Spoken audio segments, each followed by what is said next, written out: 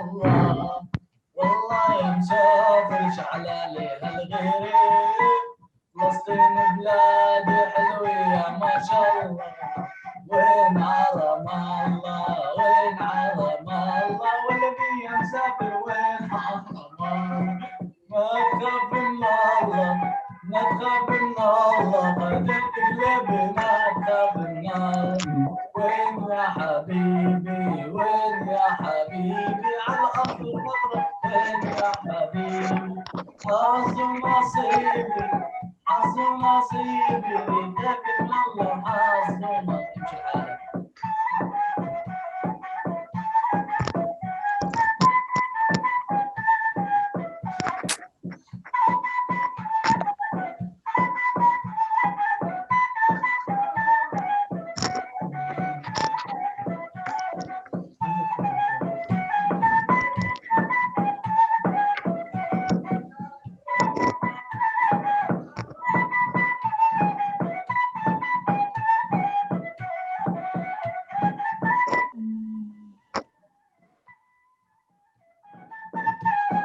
وعلى دلعونا وعلى دلعونا وهو الشمالي غير اللون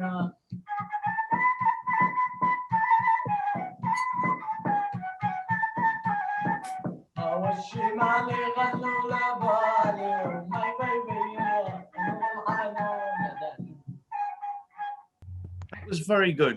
That was really good. And who are these people? Introduce them to us, Mohammed. Tamam, this Abdullah and his team colleagues. It's a traditional band. They are doing heritage Palestinian songs in a party, in a private party, and sometimes in gathering of people and special parties. That was really good. Do they want to play something else, or is that enough? If they have time, okay, they can. If you have time. Yeah, just a short piece. That would be nice. No, we could let some more people in. اوكي احمد ممكن يعزفوا لنا حاجه ثانيه لو اذا في مجال بس ايش يعني قصير بس حاجه هيك ابسطونا فيها عشان في ناس جداد معنا فابسطونا فيها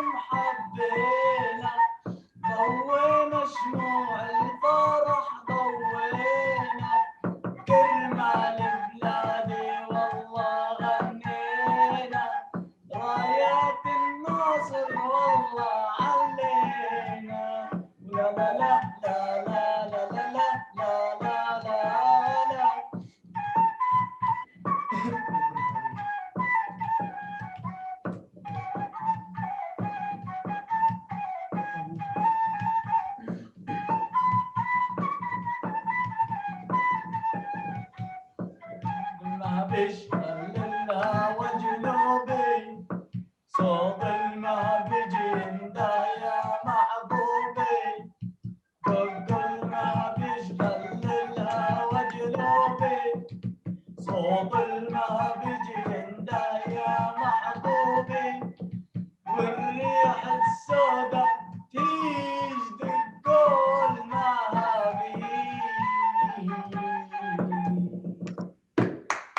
Thank you.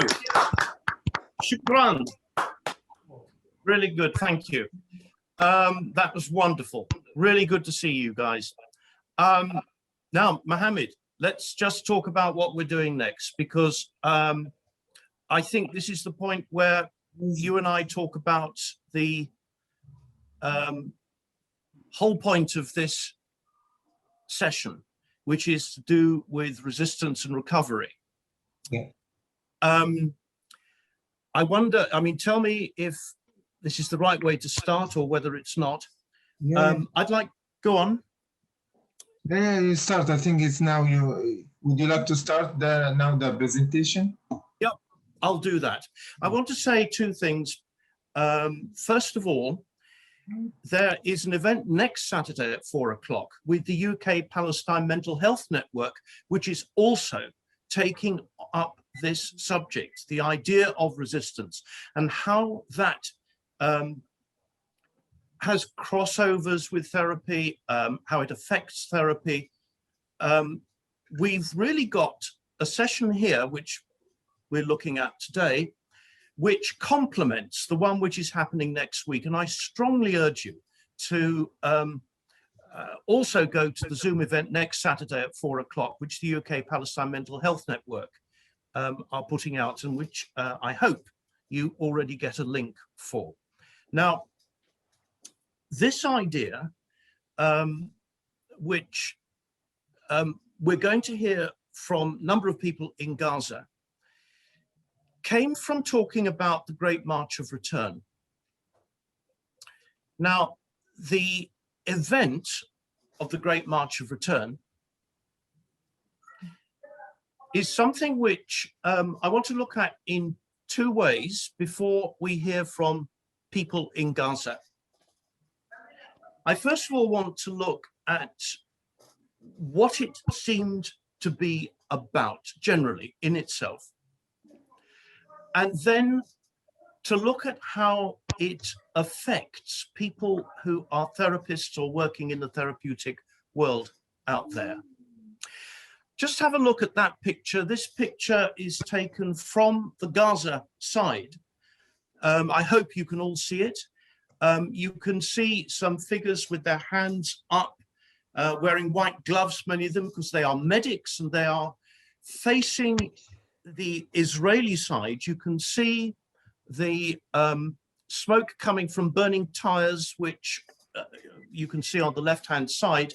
You can see the barbed wire of the separation fence and a great mound of earth, which is behind which are Israeli soldiers.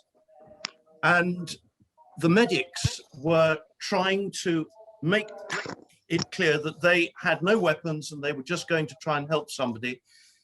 And probably the overwhelming image of the Great March of Return for us is of these innocent people being gunned down, including disabled people, the man you can see on the top left of the screen,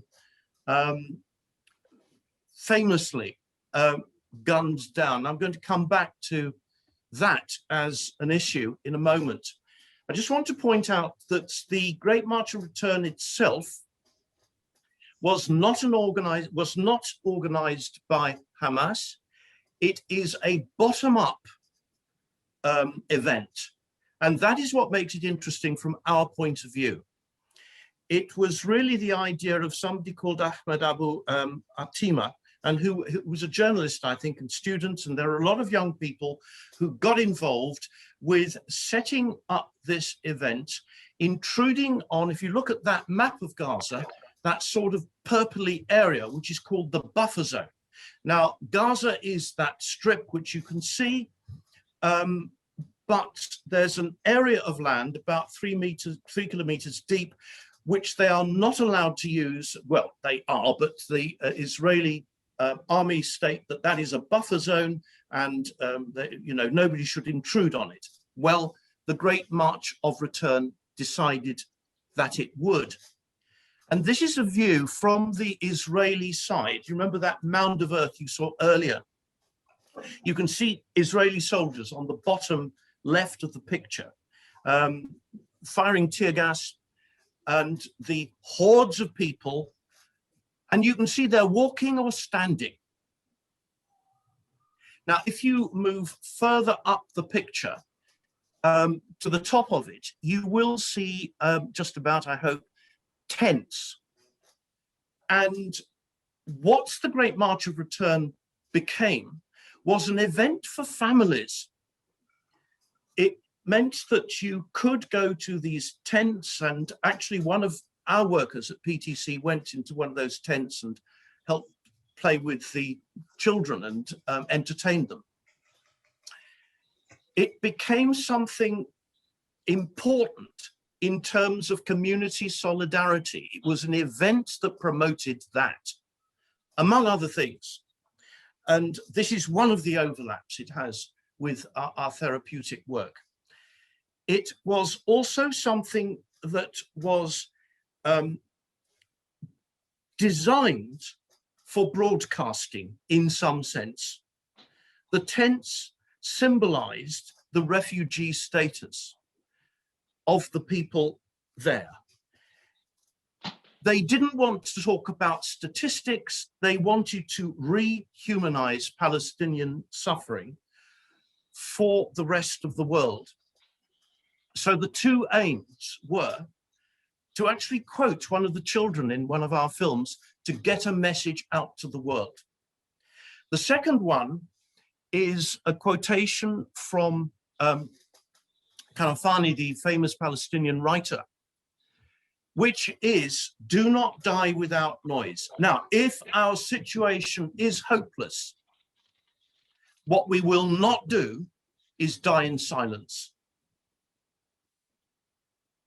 And that is a concept we've got to sort of get used to when we're looking at the attitude behind the Great March of Return or other such revolts or other such assertions of identity and defiance. I just want to look in my bit really at the message out to the world. This is an interesting picture. Let me explain it. You have here some people painted blue because they knew that a very popular film in the West was Avatar. And in that film, the persecuted group of people in that film, they thought, I'm talking about the Great March of Return people thought, were symbolic of the persecuted people of Palestine. And they thought that dressing up like this, getting photographed like this, would be one way of alerting, getting a message out, breaking through the media silence, and maybe attracting attention. They also had an accidental publicity coup with an extraordinary photograph, which you can see, of the bare-chested man and holding the Palestinian flag and with his slingshot. And somebody recognized that this was exactly, well, very, very similar to the Delacroix picture of liberty and defiance, the famous 19th century painting. And this juxtaposition got out there to the point where the man you can see who was swinging the thing in his hand was astonished. He couldn't believe what had happened. But this is something else that went viral. This was another example of getting the message out there. A more tragic example, and there were plenty of them, were the shaheeds, were the martyrs, were the people who were killed.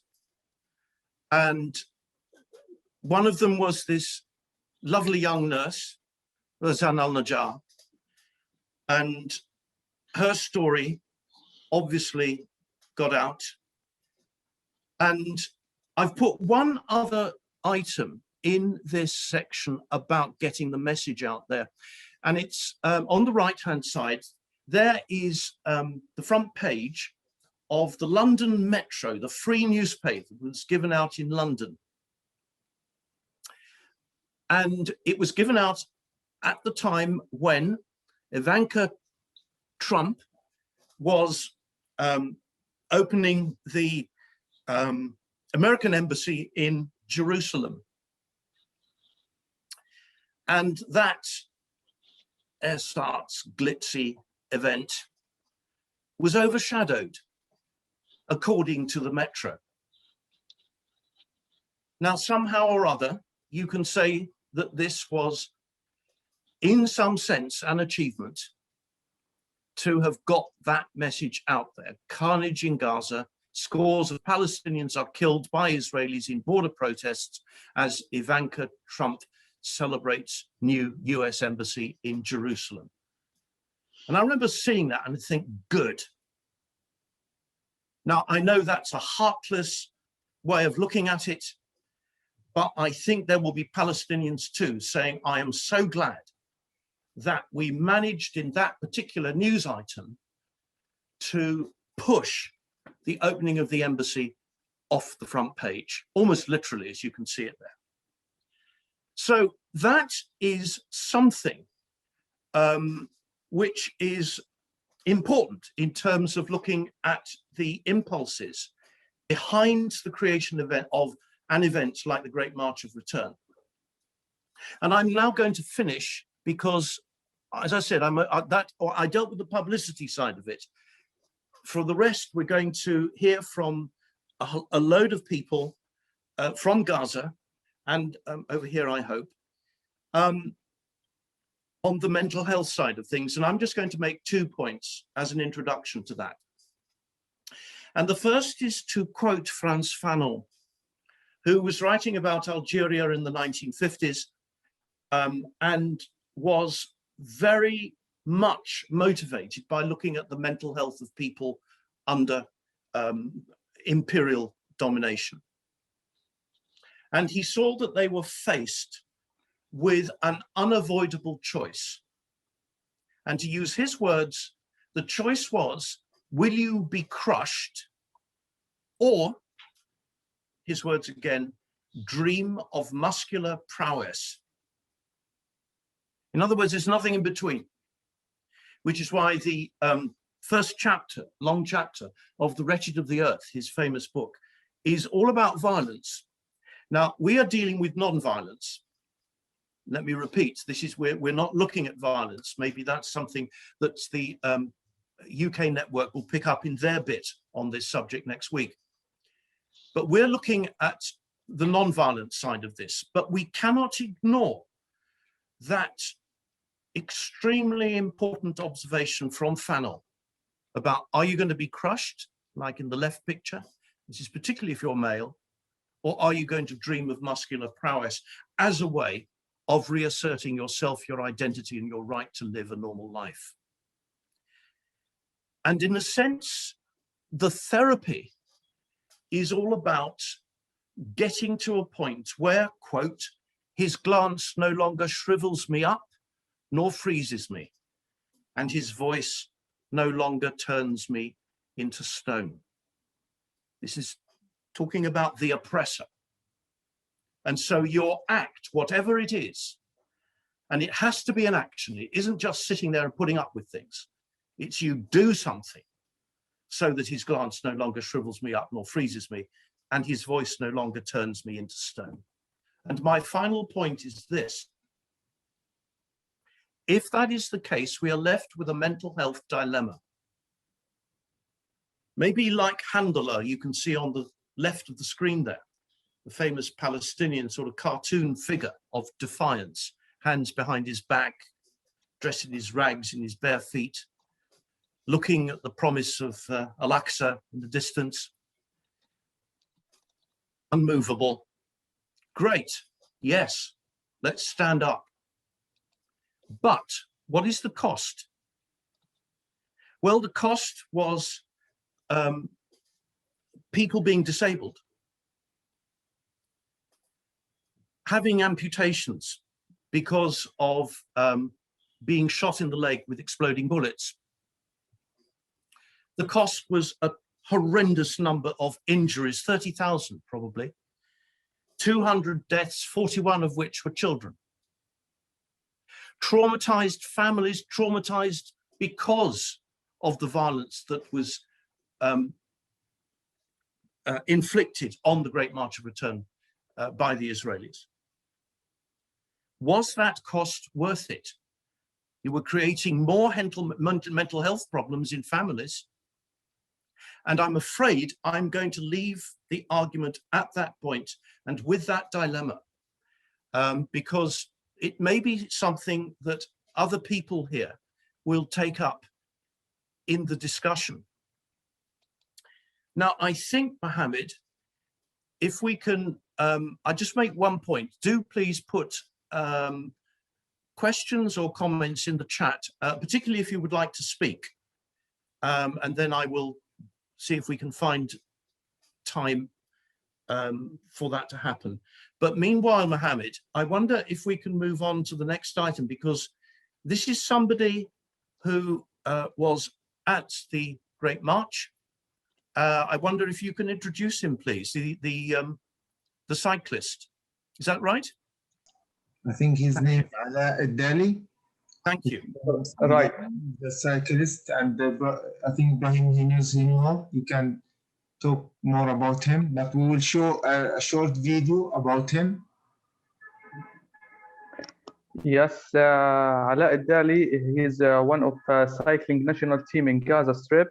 And the first day of the Great March of Return, he was, I think, 300 or 400 meters away from siege, and they got shot in his leg, and he has no leg, and he cannot cycling anymore now.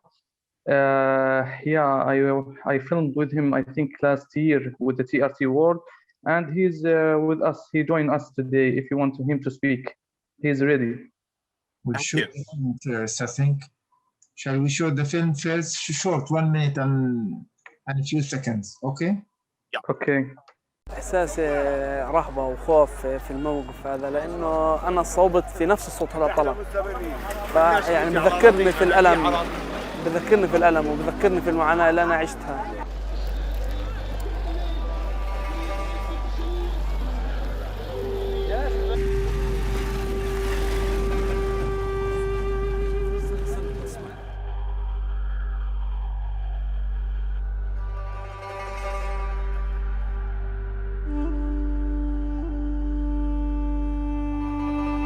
إلى 300 متر أبعد، 400 متر. الاحتلال ما فرقش بين رياض ولا حد، ما توقعش إنه يعني أنا أتصاوب في هيك موقف. أنا أصبت في طلق متفجر.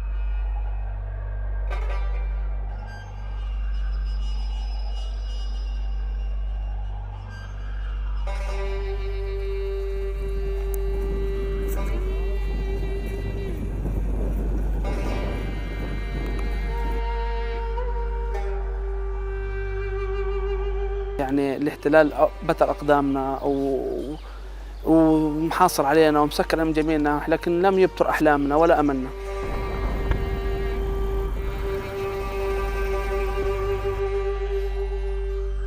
أهلا وسهلا علاء، أهلا وسهلا. أهلا بيك، أهلا بيك. يا هلا. علاء، الجماعة كانوا بيسألوك، بيقولوا لك أول حاجة كيف حالك الآن؟ إيش بتشعر؟ أنا تمام بخير وبصحة جيدة وكثير يعني شعور جيد ومبسوط الحمد لله. يا علاء، الإصابة يعني. Yeah, Ala, he said he's fine and he's happy for this invitation. Thank you so much for this invitation. Very welcome. And what is he doing now? What is he still cycling, and is he still going in for competitions? علاء، بيسألوك هل إنه أنت إلى الآن ما زلت بتمارس هواية الدراجة الهوائية ونفسك تروح على المسابقات وتدخل المسابقات؟ أنا لحتى الآن صحيح أنا بمارس اللعبة الدراجات الهوائية، وما يعني ما استسلمت ولا يئست. ممكن يعني تكون يعني زادتني عزيمة هاي إني أبني فريق دراجون مبطورون الأقدام من إعاقة أصنع منهم أبطال. فالحمد لله أنا يعني مقبل على هاي المشروع، مقبل على هذا الأمر، وإن شاء الله يعني أنا مكمل. أنا زي ما أنا بركب الدراجة وزي ما أنا بلعب وبتدرب، لكن أنا قاعد بعمل فريق جديد حتى نطلع نمثل فلسطين كنا كفريق محترفين من فلسطين. Yes, Ala, he said yes, he still use his hobbies and doing cycling every day. His shot is make him stronger, and he wished to complete his dream and now he's trying to build his own team to represent Palestine with the disabilities to represent Palestine. Thank you. Is there anybody here who would like to put a question to Allah, either in the chat or indicates that they would like to speak? Is that Sarah? Sarah Sturge. Okay. Thank you, David, and salam alaikum, everyone. Pleasure to be here and meet you all. I wanted to say to Allah two things. Okay, you'll have to speak up a bit, Sarah, I'm afraid. Oh, sorry. I don't know where I can go to. Can you hear this? Yes. I think my camera, okay. I wanted to ask two questions, really. I'm very impressed with Allah, his cycling, and I shall look out for him in the Paralympics and wish his team success. And to say this morning, I was with some cyclists. We were cycling in London, wearing our Palestine flags for commemoration of the Land Day. And next time we go out, I shall tell everyone his story. And another thing I wanted to mention is I have a friend who has 2 legs amputated, but is still cycling. So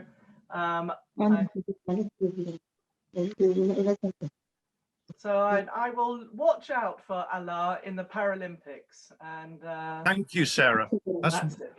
That's wonderful. Can someone translate that for Allah? Is that possible? Yeah. Thank you. Yeah.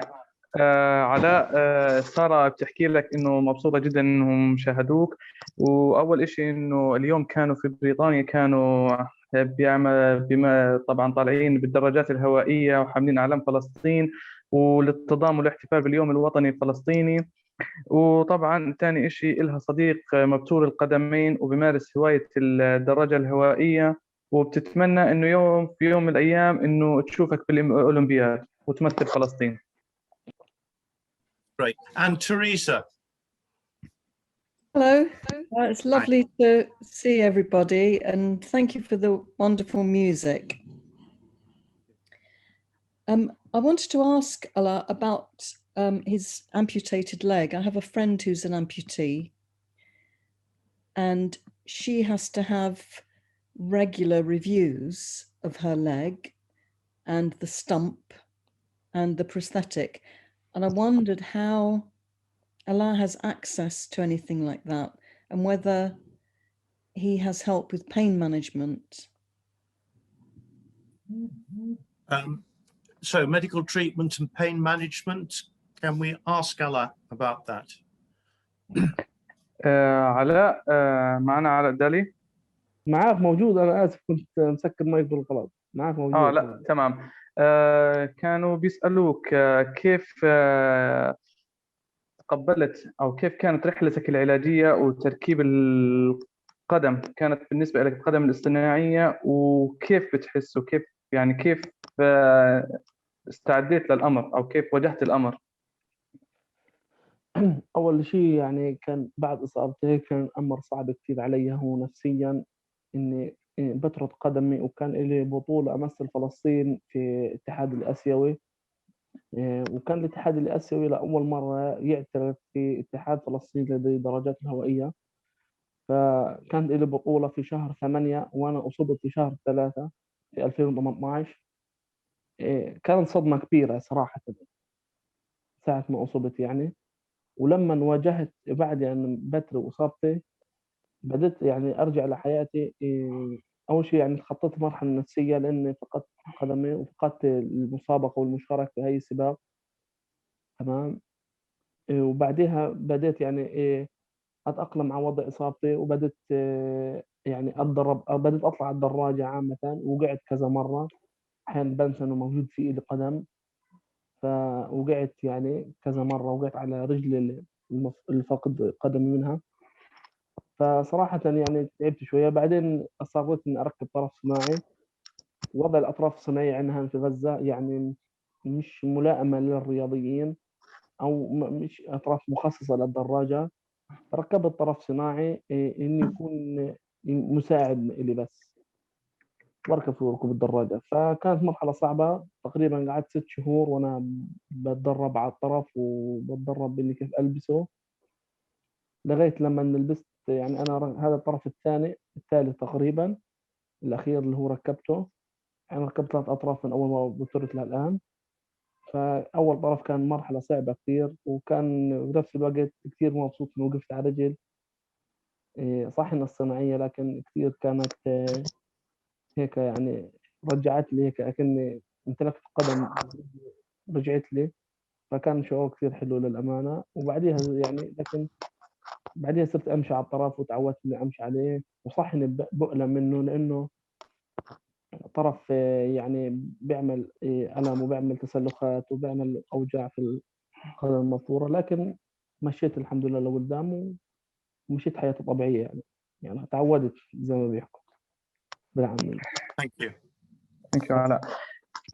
Okay, Ala, he speaks about, he has 2 stories. The first story with the psychological story, and the other one when they get the new legs. For the first story, it was a first time that the Asian League for Sports confirmed that or agree for the Palestinian to join to this sports international league. So they get shocked because he injured in March, and the competition was after 2 months. So he takes 2 months or 3 months in the home, and this was the hardest time on the psychological part. After that, after he took many lessons, many sessions, then they took a new legs. But the first one, he took 3 legs. The first one was not good for him for cycling, and the second one was not good for him. The third one is what good for him, and he back to cycling, not like before, but it's good for him now. He can do cycling. That's good. And I think we're really honored to be in the presence of a hero. I think he's a hero. Absolute hero. We are full of admiration. So thank you, Allah. Thank you very much for everything you're doing for yourself, everything you're doing for Palestine, and everything that you're doing to inspire us, all of us here. Thank you, thank you. Shukran kathir. And can we move on? We've got another Allah. We've got quite a few of them actually. Megdad, is that right? Where's our clown? Mohammed, you're muted. حبيبي. معك. يعطيك العافية. شكرا كثير لك يا علاء. الآن بنحكي مع علاء ثاني. شكرا كثير لك. شكرا. There you are, Alush. Now, can he tell us about the Great March of Return, what he did and what he thought about it? Okay, علوش سمعنا؟ Yes. طب اوكي. احكي لنا عن تجربتك في مسيرات العودة. طبعا انا علاء مقداد، معروف في قطاع غزة في عمو عملوش المهرج. طبعا علاء وري الصورة ما كان شفناهاش، ما لحقناش نشوف. علوش. ايوه. طبعا مسيرات العودة أول ما انعملت في قطاع غزة كانت مسيرات سلمية، مسيرات لطلب الحقوق في قطاع غزة، لطلب حقوقنا كلاجئين. وبما إن أنا إنسان لاجئ فلازم أن أتوجه إلى هذه المسيرات وأطالب بحقوق مثل الآخرين. فكانت الزيارة الأولى اللي هي زيارة خارج عن إنه ككلاون، زيارة كشخص إنسان لاجئ يطالب بحقوقه. لكن تفاجأت بوجود أطفال مع أهاليهم، فكانت الزيارة الثانية إلي إنه أكون ألبس كلاون ولعب الأطفال موجودين مع أهاليهم وأمارس معهم الألعاب البهلوانية وألعاب القطة وأوزع عليهم بلالين لرسم البسمة مع وجوههم وعدم وجود ملل في هذا الوقت، لأنه كان تواجدنا مستمر في مسيرات العودة. Hello everyone. My name is Ala. In Gaza Strip, I know as Amwaloush. I'm a Palestinian refugee lives in beach camp. At the beginning of my great march of return, it's created for peaceful peer purpose to demand some of refugees' rights. I've been there as many young, elder, many people gather in peaceful way. As the first time I went there as a refugee, then I surprised I found a kids. Then I think I must be there as a clown. For the second time, I've been there as a clown to play and draw a smile in the kids' face. كمل يا علاء.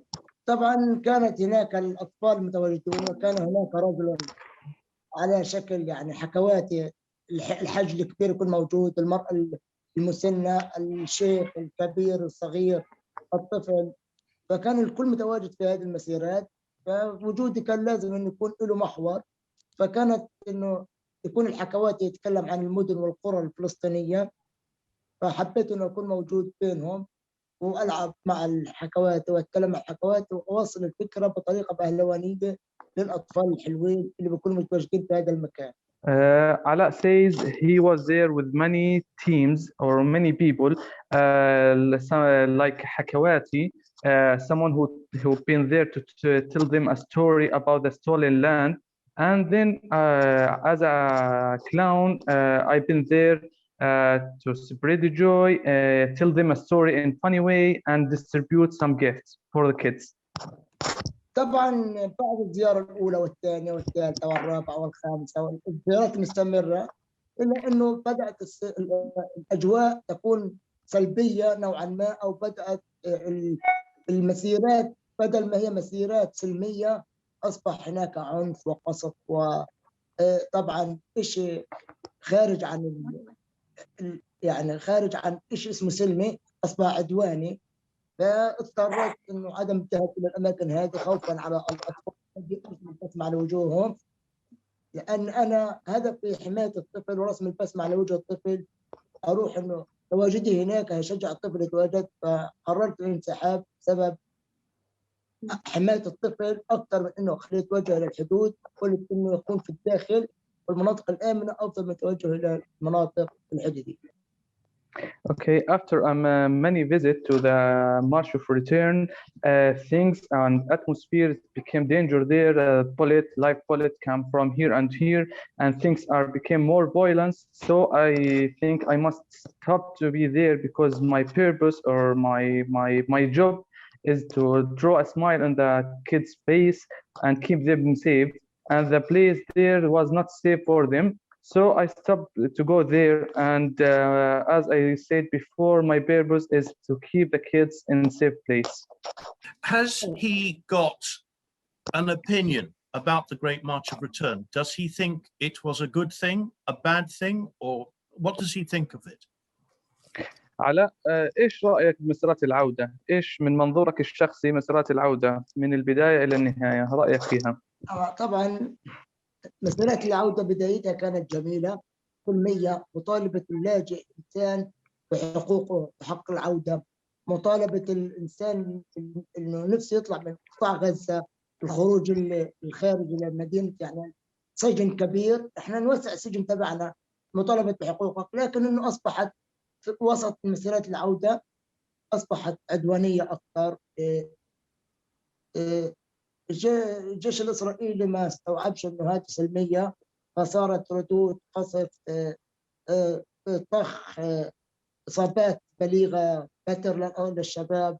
فإنه كانت بدايتها جميلة، وسطها كان حلو، كانت نهايتها صعبة حزينة، بسبب إنه أنا هدفي إنه سلمي أو رسم البسمة، هدفي إنه أنا أطالب بحقوق كلاجئ.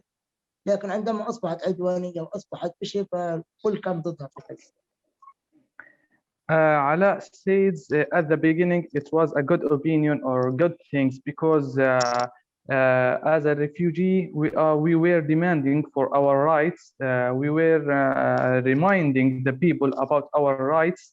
Then because we are living in a big and huge prison, so after the Israeli army doesn't recognize it's a peaceful gathering, so they are starting to kill people, to start to injure people. So at the end it was a bad thing. So at the beginning it was a good thing, but when things are become more violent, he think it's a bad thing. Yeah, I like the mentioning of it being a reminder, and probably it's a collective reminder of the collective rights. One of the big problems with any mental health problem is a feeling of isolation. But if you are all having the same problem, then there's, albeit not much, but there's some feeling of strengthening, which I'm sure in those early days, as Ala said, was a therapeutic thing, collecting themselves together as a force of large number of people to assert the collective right. So I think that's very helpful, and thank you. Thank you, Ala, for your work and your wonderful work with Friday of Joy. We all appreciate your Friday of Joy work very much. Please tell him that. علاء بشكرك جدا وعلى نشاطاتك، وبشكرك على نشاطاتك في خلال مبادرة جمعة فرح. احترامي. Does anybody want to ask Ala a question or make a point? I'm looking at the chat. Has anybody got a hand up? I'm checking that as well. Was that Gazina? No. Yeah, it's just I don't know if I should. I'm not quite sure how to phrase the question, but having seen photos of you, Ala, and seeing your warm face, and then imagining you as the Hakawati telling stories to many children, I just wonder if they sometimes, after you are done, the children come to you and share something of their life, or in what way they have been touched by your story, or could find themselves in the story you were telling them, and by having listened to that story, kind of feeling validated and healing internally to some degree. So do the children come up to you afterwards? علاء جزينة بتسألك، بيقول لك إنه أنت بعد ما يعني أنت لما تكون مع الحكواتي وكذا، حكواتي بيحكي القصص وأنت بتلعب مع الأطفال وبتلعب معهم، هل إنه بعد ما يخلصوا ممكن يجوا إنه يشاركوا مع قصصهم، يلاقوا نفسهم في القصص اللي أنت بتحكيها لهم؟ يعني طبعا الحمد لله، يعني كان في استجابة كثيرة من الأطفال اللي كانوا متواجدين في مسيرات العودة. يعني أنا كثير، يعني كانت الصحافة تتكلم كثير في الوقت اللي أنا أتوجه فيه، عمو علوش داخل مسيرات العودة، عمو علوش ومخيمات العودة، عمو علوش على الحدود قطاع غزة. في كثير نزلت فيديوهات تؤيد هذا العمل، لأنه كان فعلا الأطفال يتوجهوا حوالي بشكل دائرة، نلعب نتكلم ونعمل لهم سحر. لكن إنه بعد ما خلص أنا العمل، كان ذهابي إلى البيت، يعني يوجد مسافة يعني ما في السيارات، فكنا نمشي مسافة، فكان الأطفال يكونوا متواجدين معانا. في حتى الأطفال كانوا في مسيرات العودة عملنا لهم مبادرة جمعة فرح على باب بيت، لأنهم طلبونا الأهالي وقالوا هيك الأطفال فرحوا، فعملنا لهم على باب البيت بعد مسيرات العودة. Okay. Ala says yes, indeed, because sometimes our games and our stories that we've been tell for the kids there, it's representing their lives. Actually, the international and the national media, they did many interviews with him, what he did in the Great March of Return, also in the international magazines, they put his picture, what he did with the children, and he says on the Great March of Return, where was the located of Great March of Return, and the cars, there's a great distance, and the children run with him and walk with him and talk with him usually. Sarah, you wanted to ask something? Yes, thank you. Yeah, well done, Alush, for being able to bring such joy to children in such difficult circumstances. My question is whether you were already working as a clown, or was it the great return that inspired you to begin working as a clown? علاء، سارة بتسأل هل إنه أنت كنت قبل مسيرات العودة كنت مهرج، أو هي مسيرات العودة ألهمتك إنه أنت تصير مهرج؟ طبعا عمو علوش اللي أنا بعمل مهرج من 20 عام. فمسيرات العودة لديها 3 أعوام 4 أعوام. فالحمد لله يعني أنا مهرج منذ 20 عام، يعني أنا عمري 38 عام. مسيرات العودة هي فترة من حياتي، فترة مؤخرة من حياتي، لكن أنا كنت أعرف أطفال غزة وأطفال غزة، وسبب تواجدي في مسيرات العودة الناس اللي بتعرفني عمو علوش بيلعب برسم البسمة، عمو علوش بيلعب الأطفال، عمو علوش. فأينما يتواجد الطفل الفلسطيني عمو علوش تواجد. مبادرة جمعة فرح أنتجت وعملت وخرجت لأطفال الحي اللي في الشارع، الناس المهمشين. فكانت مسيرات العودة بعض الناس الموجودة هناك كأنها مهمشة، لا إحنا بنروح بنلاعبها. عمو علوش موجود قبل مسيرات العودة، لكن تشجع أن يكون من مسيرات العودة لأنه هذا هدف أن نرسم البسمة. Okay, Alush says he's a clown since 20 years ago. By the way, he's 38 years old. So he says wherever there is a children, Amu Alush must be there to spread the joy and happiness. That's great. And aren't we honoured to have a media celebrity with us today? That's absolutely great, Alush. It's great to see you. Wonderful. And if you want to see some of his clowning, go on to our website and just click on the Friday of Joy video, and you'll see him in action there. It's absolutely brilliant.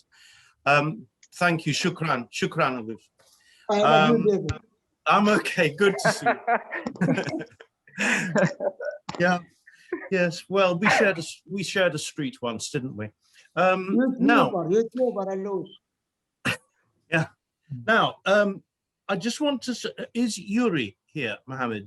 Can we get the poem first? And the poem will be about the Great March of Return, yes, by Siwar Al-Kahlou. Excellent. Montez. I think Mr. Yusri can comment, and he will be like, come I think more smoothly. Yeah, Suwar. Welcome. Yeah. Hi everybody, here is Suwar, and she will tell you. Okay, if you see it in Arabic, we'll put the English, the translation in Arabic. She will tell you as one block, and when she finish, you can translate. Okay. Yeah, as it says in Arabic, and then we will put the translation, or Ibrahim will read out the translation. Okay. As one block, and when she finish, you can translate. Yeah, together is good. Okay. Hello everybody, my name is Siwar. I am happy to meet you. Good, good. أنا أعيش في دائرة ملتهبة. الوقت يغلي، المكان يضيق، النفس ينقطع. الأطفال حولي يموتون جوعاً وخوفاً، وأنا أحترق، أختنق، أصرخ، أضج. لا أحد يسمع صوتي، والعالم مشغول عني. الكل أدار ظهره لي. هل تسمعني يا الله؟ حسناً، سأسمع صوتي للعالم حتى ولو بكاء. سأذهب هناك إلى الشرق، حيث الحدود والأسلاك الشائكة وكلاب الحراسة والرصاص الحي الذي لا يفرق بين عجوز وطفل. سأصرخ في وجه الحصار: كفى، كفى يعني كفى، كفى للجوع، للفقر، للحصار، للموت. وسأغني في وجه الموت: إما حياة تسر الصديق، وإما ممات يغيض العدا. في المساء سأتحول لخبر عاجل على شاشات التلفاز، وفي الصباح ستستقبل أم المعزين بي، ثم سينسى العالم قصتي وأنا هنا وأنا هنا اليوم بينكم لأحفظ القصة من النسيان. شكرا لكم. شكرا سوار، ممتاز. برافو برافو. Ibrahim, like you want to read out the translation? Yeah, okay, no problem. Okay. And I share the article with them. Okay. I live in the circle of fire. Time boils, the blaze narrows. Each breath difficult, the children around me die from starvation and fear, and I burn. I'm suffocating. Nobody hears my voice. The world neglect me, and everyone turns their back to me. Do you hear me, God? Well, I will let the world hear my voice even if I'm crying. I'm going to the east, where the border is, where the barbed wire, guard dogs, and the live bullets that do not distinguish between an old man and a child. I will yell at the face of siege, enough hunger and poverty and siege for death. And I will sing in the face of death, either living in the life that satisfies my friends or dying to distribute my enemies. In the evening, I will become breaking news on TV.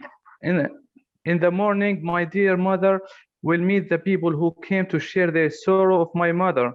And then the world will forget my story, and I'm here today among you to keep the story from being forgotten.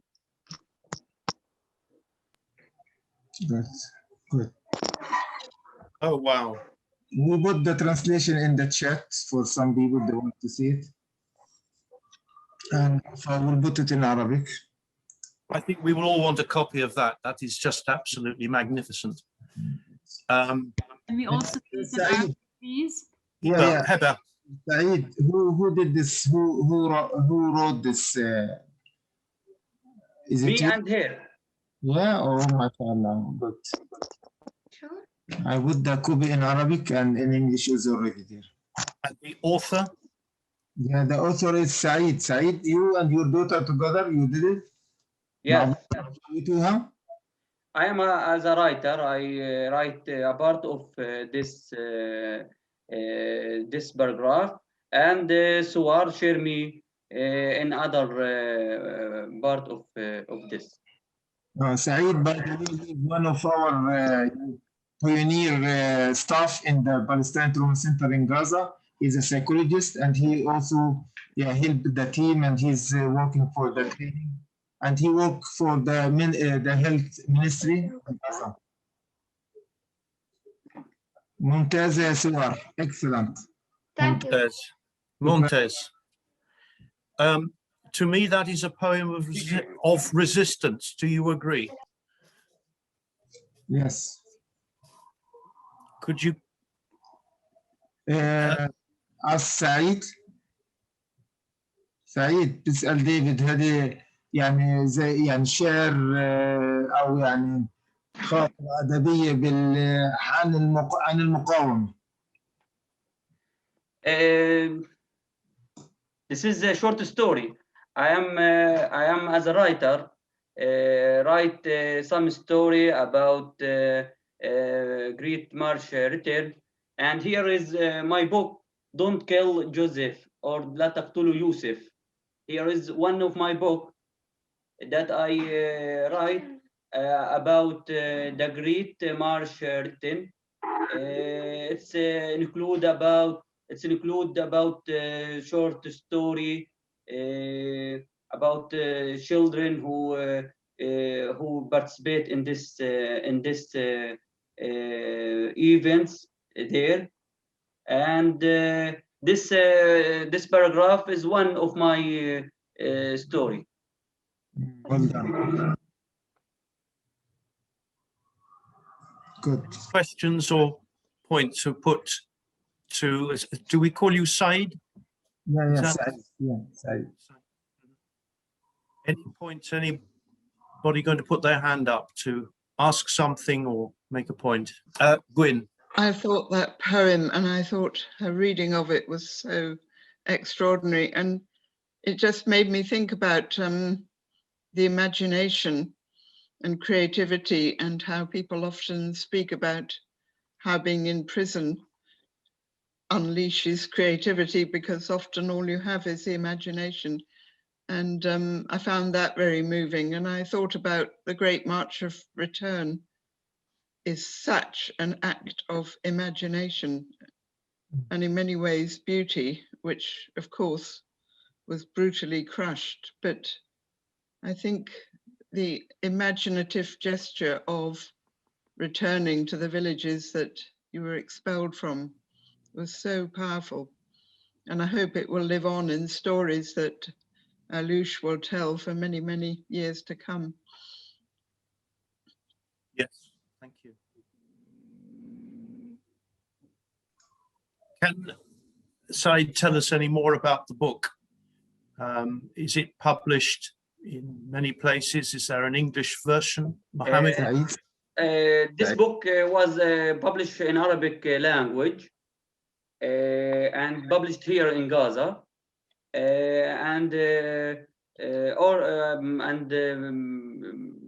it shared in book International Cairo Gallery for Books last year, and the Sharjah International Gallery for Books, and Dubai International Gallery Book. That's it. Yeah. But that's in Arabic. Yeah. Yes, but you can find in Amazon with ISBN. Here is a ISBN. I will share you my ISBN for this book, and you can find it in Amazon site. Okay. And we can put that in the chat. John Seuss, did you want to say or ask something? Just that it's an honor to reflect on the Great March, and comes to mind that we often see the slogan, the powerful message of "to exist is to resist."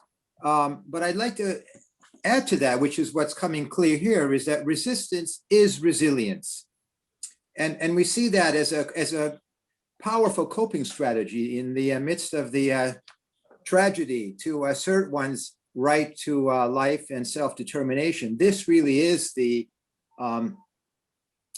resistance that we see, and how that comes together with samud or resilience. So just to bring those two, to couple those two concepts together, I think this presentation really brings that home to us. Yeah. Anyone else? Oh, Heba. Yes, thanks, David. I would like to answer to the poem in a line of poetry directly. Please remind me her name. Said's daughter. What's her name? سوار. ما سمعت. حوار. حوار. رح جاوبك على الشعر اللي قلتيه. اوكي قولها. تفضل.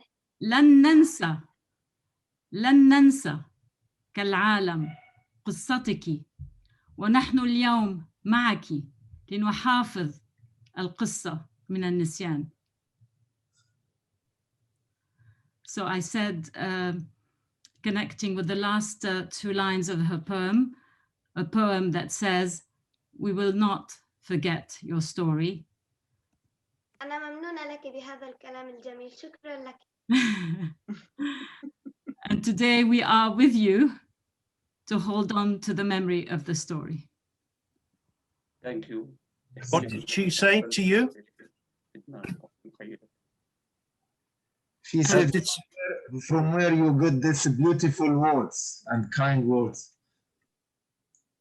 بيسألك وين جبتي هذا الكلام الجميل. And anybody else got their hand up? Anybody wanting to ask or? Suar answered you from where you get this beautiful word. She answered from suffering, from her suffering as a children live here in Gaza, suffering from everything.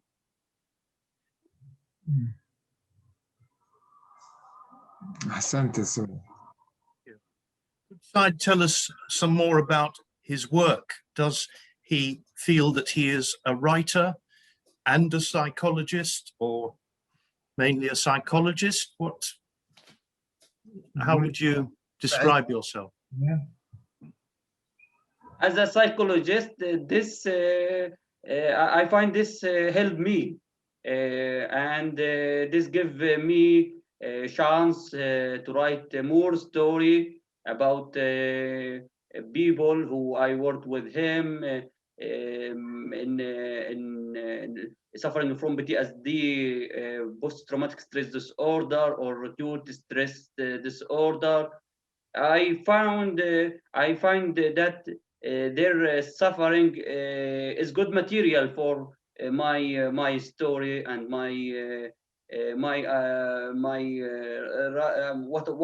what I write in my book.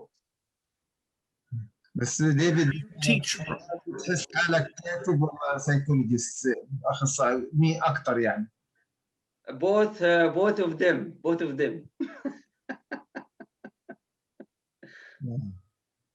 Sometimes I feel that I am a writer, and sometimes feel that I am psychologist. If you want to tell you about my experience with the medical staff who work in frontal line, that I work with them in group therapy session, I can tell you that if you want. Please. Shukran. Yeah.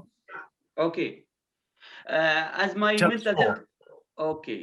As I mental health professional work with medical staff who work in who work in frontal line, I will tell you about my experience with them.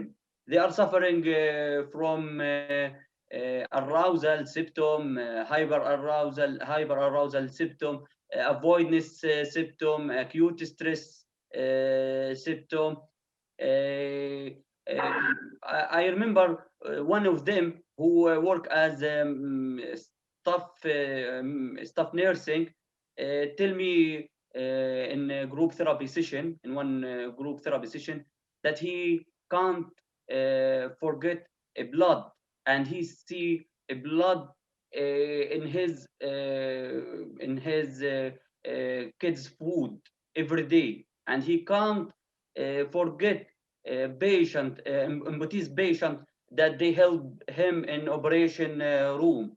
Really, they are suffering from PTSD symptom, and they need for our help as a mental health professional, and they receive all of our effort that we can do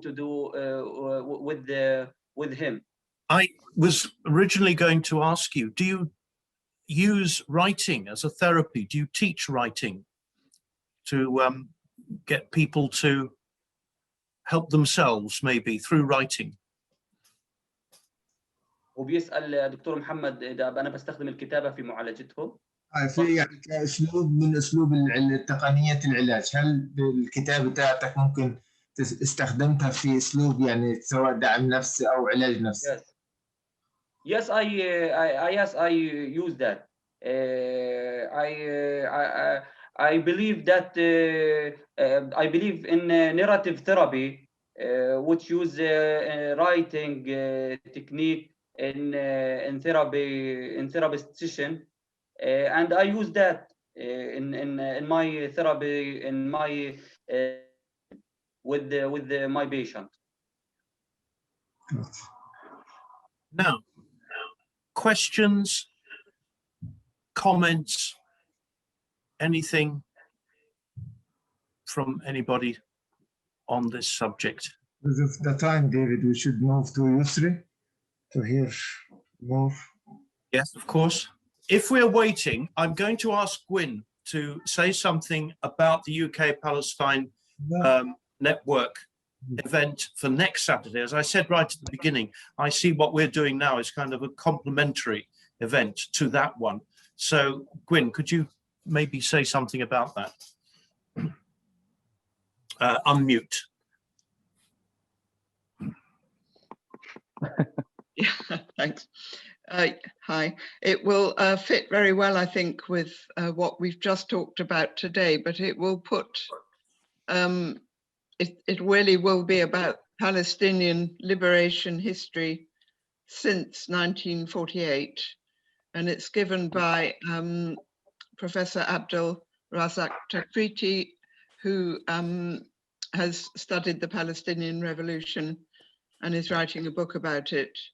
And I think his approach is really going to be about not even necessarily calling it resistance, but calling it liberation, because if you call it resistance, which is also very important, you are acknowledging the power of the oppressor that you have to resist. And liberation he sees as something bigger than that. And I think it fits very well with the work of the imagination, which is what I've seen at work here in Gaza. And so Abed will speak about history and the different phases of the Palestinian liberation movement. And I think it'll be a really interesting talk, and I hope many people will be able to come. Thank you very much, Gwyn. I just want to check that Peter Offord has seen a message in the chat from Ahmed from Gaza. It's been a long time since you two have met up, I'm sure. So I just wanted to remind Peter that he's got a hello from Ahmed. There you go. Hello, Peter. And Peter's from Norwich. And Peter was the very first person to get into Gaza in 2010. Yes, I remember that. And some of the team stuck in Egypt. That's right. That was me. Yes. I met Peter, and I remember how he empathy with the people in Gaza in this period, and I will thank everybody who support us here in Gaza, and everybody who give us a window of free by supporting us and coming to Gaza and see everybody here in the technology. We can broken the siege and give us a chance to express about our feeling, thoughts, rights, and that's, I remember everybody. I don't forget Peter, Andrew, and every people coming from coming to Gaza. Thank you. And I want to mention that as people live in Gaza under the siege, under the very bad situation, and feel sometimes very difficult issue, but we already have a hope. Without the hope, we will frustrated. Without the hope, it's very the life will be very difficult. We'll learn from our cultures. If you hope, you life. That's it. Thank you for everybody for supporting us and for organizing this event to hear about us in Gaza. Thank you. Now, Ahmed, I want to ask you, and I want to ask Dr. Omar to comment on John Seuss's point when he said resistance is resilience. In other words, resistance is the thing that is therapeutic. Do you agree? Yes, totally agree. When I'm hearing John say that, he described the facts. He described the issues. People feel bitter as one of the coping in this situations. It's really people who already trying to resist this this environment, this very difficult situation. People live under occupation. That means we already still fight about rights, and this is one of the best way for coping and voice from our rights. Thank you. Dr. Omar, have you got a comment on resistance and on how you feel about the Great March of Return? Oh, can he hear us? Sorry, need to unmute. Hello, David. Hello, Hi. everybody. Okay, of course, we must first look for the beginning of the Great March of Return. Why the Palestinians have been holding the Great March of Return demonstration? Why? The reason. You know, the Palestinians for several years under the siege, under ongoing suffering. Yeah. So they feel that they are dying in silence. They want, they think in the way that the world start to hear them, yeah, because they felt that they are forgetting already. So they want to call for their rights of return, rights of ending of the blockade of the siege, to end their suffering. So I think the resistance, the way of they think, which is you act in a peaceful way, in peaceful manner, they decide to go and to gather near the siege, the fence, near the fence, in the buffer area, to express their feeling, to express their anger in very peaceful manner. Yeah, this is their coping way. Yeah, that's the word. Look again to their suffering, because you know, for several years already, they felt they are frustrated, they are suffer without help from the world. So they start to deal in this way and to act in a peaceful way, a peaceful manner, because they understand that the world they care about these issues. They don't want to act in aggressive way. So they gather in this area near the border and start to demonstrate and to protest and against occupation, to call for the rights. Even, you know, David, they made some celebration near the border, some dancing, they sing even, not only demonstrations. They make some things, some activities from Palestinian heritage there. I was there once, and really it is very good way to express your suffering. And but the problems that the Israeli forces respond in very aggressive way. Yeah, this is they respond in bullets. They respond in using tear gas. Yeah, and they use exploded bullets.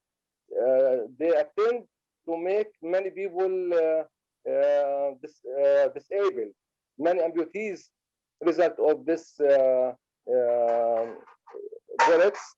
So we look for not only for the traumatized and wounded people, but to the consequences of this. There is many so-called psychological wounds, yeah, psychological scars. It left psychological scars. So there is many people till now suffer from this consequences. Yeah, and we try to provide some help for them. Yeah. So again, we will go back to the resistance and resilience.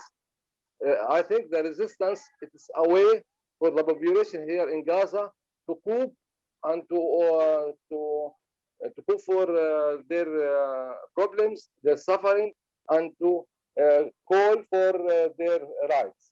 That's right. And to remind the whole population, really. Thank you very much, Dr. Omar. Yusri, I think, is here. Yes, I'm here. Thank you. Now, I am fine, and it's good to meet you. Thank you. Mohammed, do you want to start this? Introduce Yusri, and he can speak to us. Yeah, Ibrahim, he knows him more, but I think Yusri is one of well-known writers and novelists in Palestine, especially in Gaza. And I think he knows our activities, and yeah, maybe Ibrahim knows more than this about. If you want to introduce him more, say more about. Okay. Yeah, Mr. Yusri, he's a famous writer here in Gaza, and he's issued Cordoba gathering. He's a writer. Always he speaks about our case in peaceful way, and he can introduce himself well. Mr. Yusri, معي؟ شكرا. يعني ما شاء الله غني عن تعريف.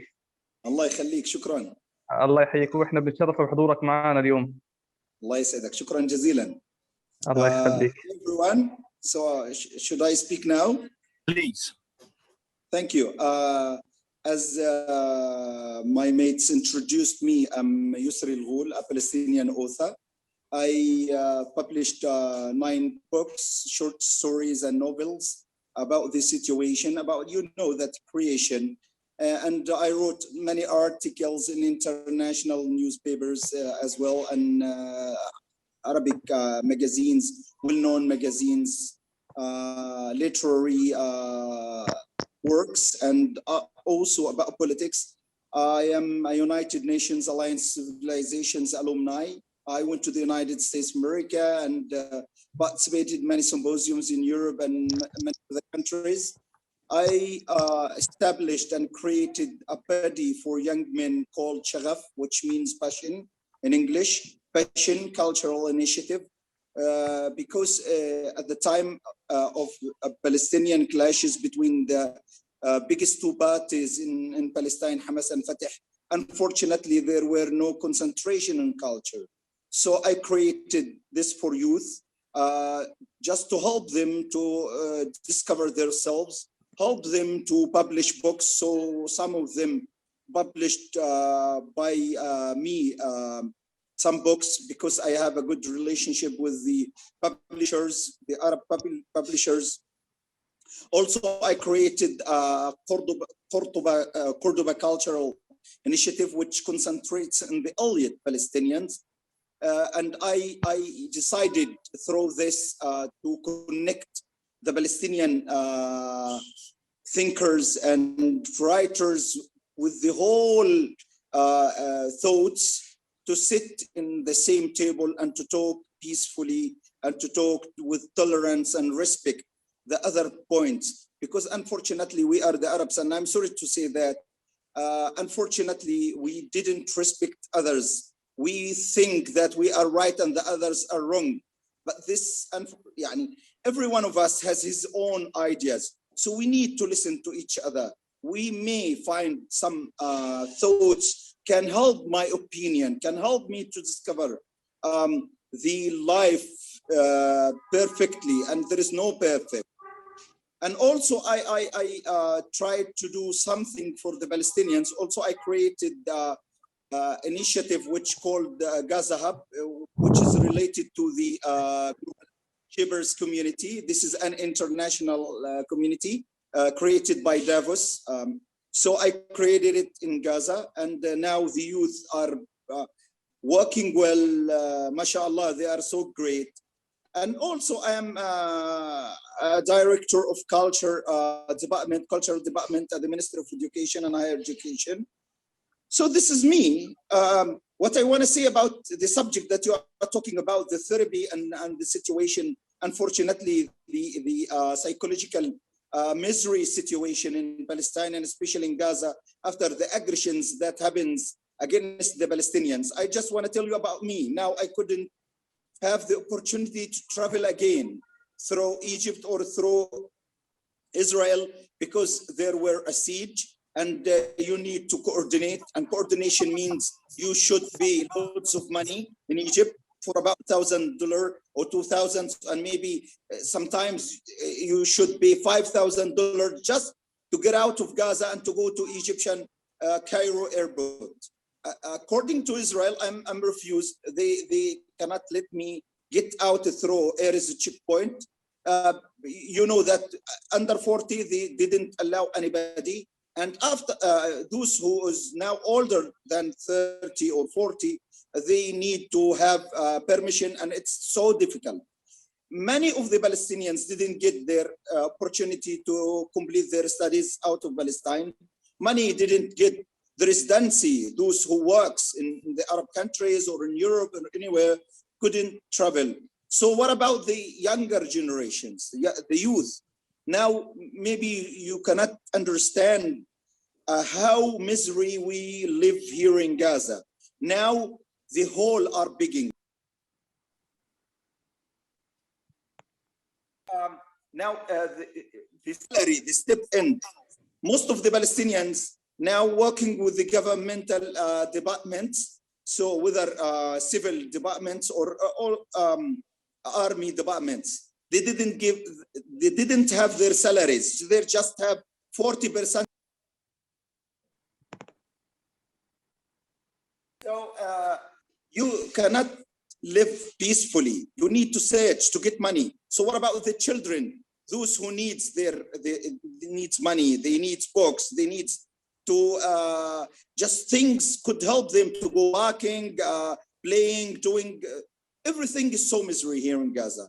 I can't let you, maybe everyone here in Gaza would tell you about the misery situation, about the electricity, about the sewage system, about the water. We do not have a good water.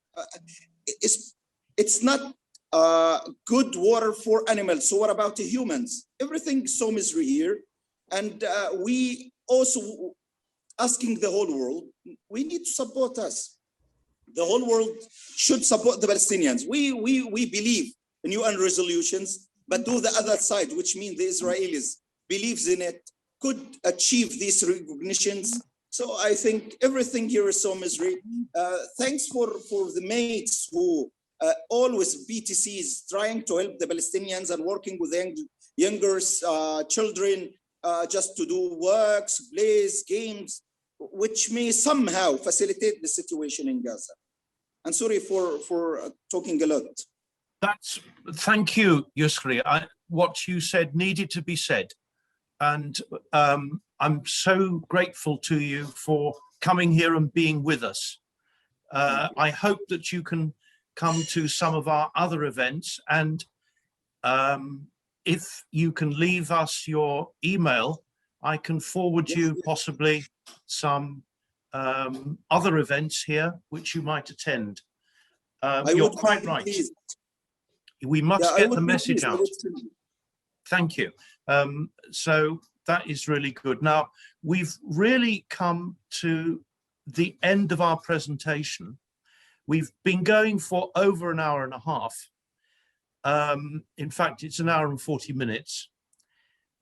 What we normally do at this stage is to have a very gentle goodbye, and people can leave when they want to, or hang around and have a chat if they want to, and then gradually we fade into nothing. But do remember the message about the UK Palestine Mental Health Network event next Saturday, and do leave some messages in the chat if you want to. Thank you to everybody who has taken part. It's been a fascinating, wonderful event. It's like all, and people from Canada, Slovenia, as well as Gaza and the UK have taken part. It's been wonderful. Thank you so much, and goodbye for now.